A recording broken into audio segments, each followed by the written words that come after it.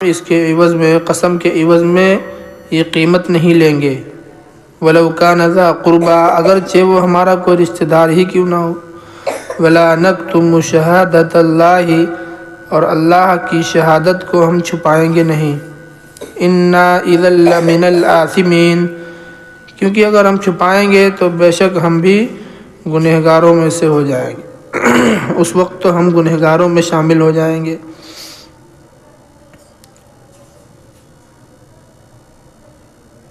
فَإِنْ عُثِرَ عَلَىٰ أَنَّهُمَا اسْتَحَقَّا إِثْمًا، پھر اگر خبر ملے کہ وہ ان دونوں نے گناہ اٹھایا ہے، یعنی غلط خبر دی ہے، فَآخَرَانِ يَقُومَانِ مَقَامَهُمَا، تو دوسرے لوگ ان کی جگہ پہ کھڑے ہوں، مِنَ الَّذِينَ اسْتَحَقَّ عَلَيْهِمْ، جن کا حق مارا گیا ہے پہلے لوگ، فَيُقْسِمَانِ بِاللَّهِ، تو وہ اللہ کی قسم کھائیں، لَشَهَادَتُنَا أَحَقُّ مِنْ شَهَادَتِهِمَا، اور وہ یہ اپنی قسم میں کہیں کہ ہماری گواہی زیادہ لائق ہے، زیادہ راست ہے، زیادہ درست ہے ان دونوں کی گواہی سے۔ وَمَا اعْتَدَيْنَا، اور ہم نے کوئی جو ہے زیادتی نہیں کی ہے۔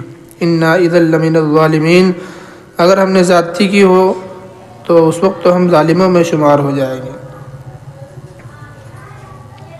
ذَلِكَ أَدْنَىٰ أَن يَأْتُوا بِالشَّهَادَةِ، یہ زیادہ قریب ہے اس بات کے کہ وہ شہادت کو اس کے طریقے پر ادا کریں۔ او يخافوا ان ترد ایمان بعد ایمانہم، یا وہ ڈریں کہ ان کی قسم ان کے بعد ان پر ہی لوٹے گی۔ واتقوا اللہ، اور اللہ سے ڈرو، واسمعوا، اور سنو، واللہ لا يهدي القوم الفاسقین، اللہ تعالیٰ فاسق لوگوں کو ہدایت نہیں دیتا ہے۔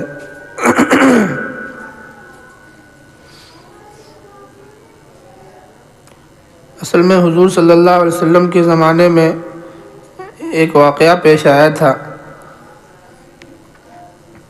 ایک مسلمان آدمی تھا بزیل نام کا، دو نصرانیوں کے ساتھ اس نے سفر کیا تھا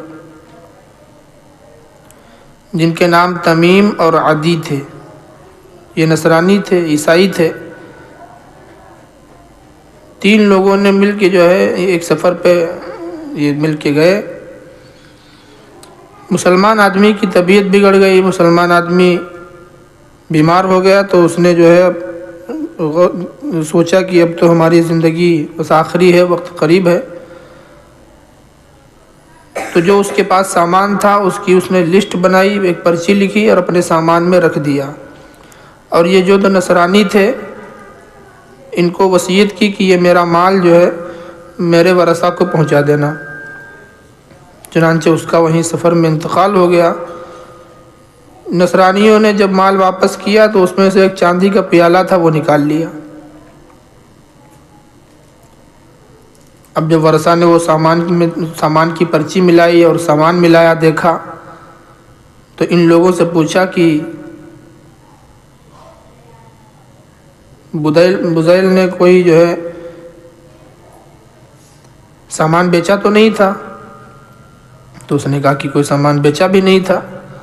کہا کوئی بیمار ہوا تھا، کوئی علاج پانی میں اس کی ضرورت پڑی ہو؟ تو اس کی بھی نفی میں جواب دیا کہ نہیں، ایسا نہیں ہوا ہے، کوئی سامان بیچا نہیں گیا ہے۔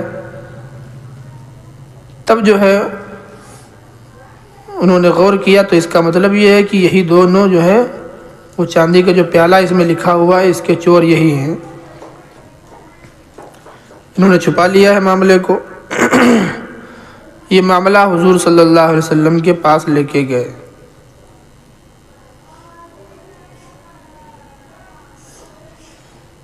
تو حضور صلی اللہ علیہ وسلم نے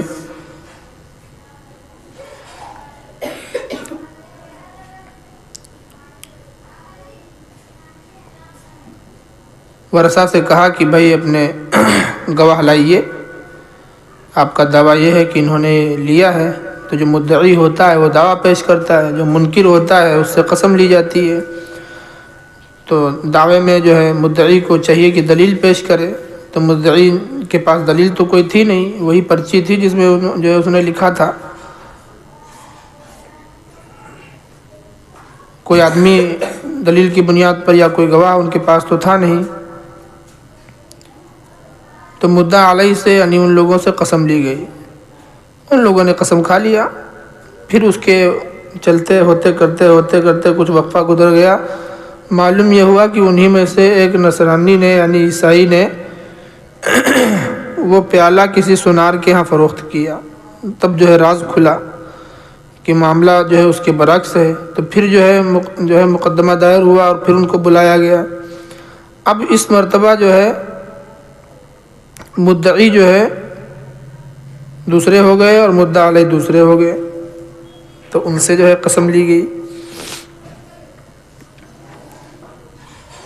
اور کہا گیا کہ قسم کھائیے اللہ رب العزت کی۔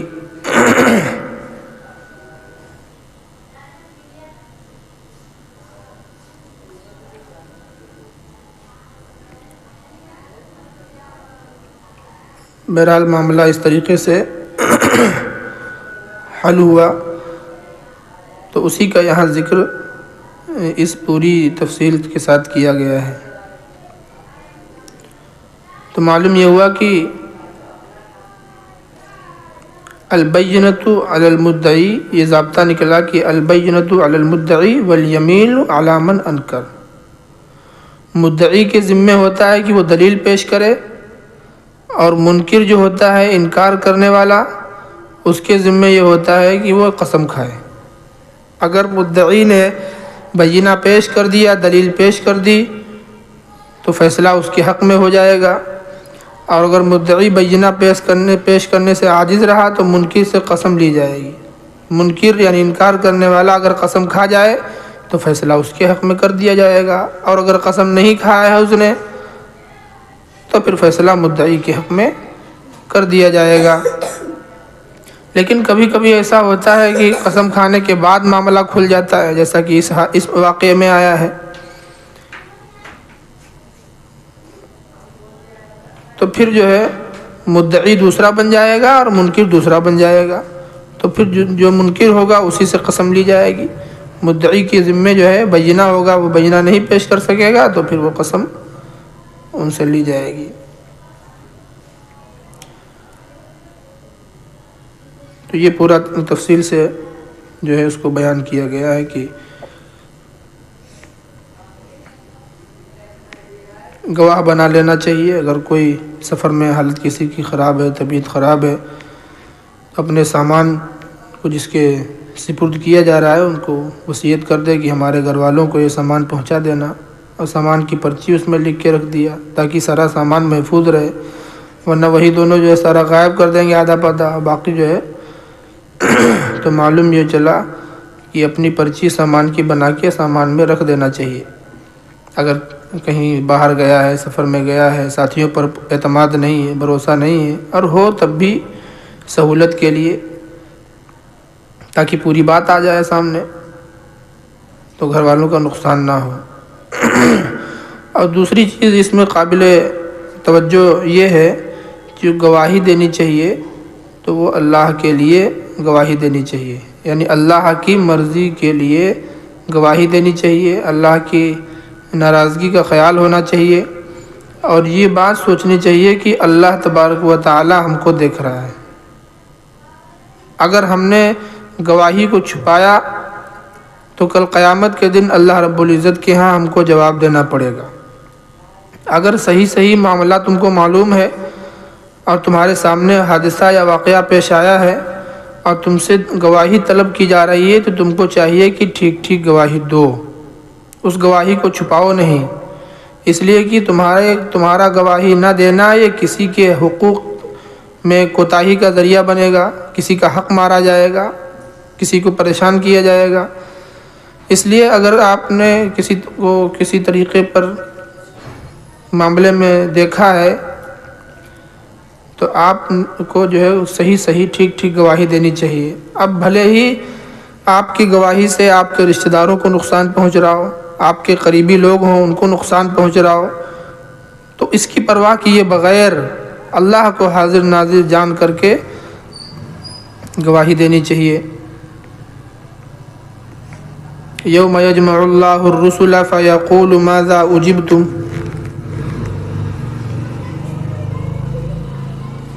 قالوا لا علم لنا انك انت علام الغیوب۔ جس دن اللہ تعالیٰ تمام رسولوں کو جمع کرے گا، فیقول ماذا اجبتم، پھر اللہ تعالیٰ رسولوں سے پوچھے گا تم کو کیا جواب دیا گیا۔ یعنی امت کے درمیان تم نے ہمارے احکام پہنچائے، ہماری باتیں پہنچائی، ہماری کتاب پہنچائی، ہماری آیتیں تھیں وہ پہنچائیں، تو اس امت نے آپ کو کیا جواب دیا؟ آپ کو مانا یا نہیں مانا؟ آپ پر ایمان لائے یا ایمان نہیں لائے؟ تو کل قیامت کے دن تمام رسولوں کو بطور خاص امت کے سوالات اور جوابات سے پہلے رسولوں سے سوال اور جواب کیا جائے گا۔ اب ظاہر سی بات ہے کہ میدان محشر میں جب رسول ہی کٹغری میں کھڑے ہوں گے اور ان سے پوچھا جائے گا کہ اس امت نے آپ لوگ گئے تھے، اس امت نے کیا جواب دیا آپ کو؟ تو اب یہ امت دیکھے گی کہ جب انہی سے سوال ہو رہا ہے تو اب تو ہمارا معاملہ بڑا اہم ہے۔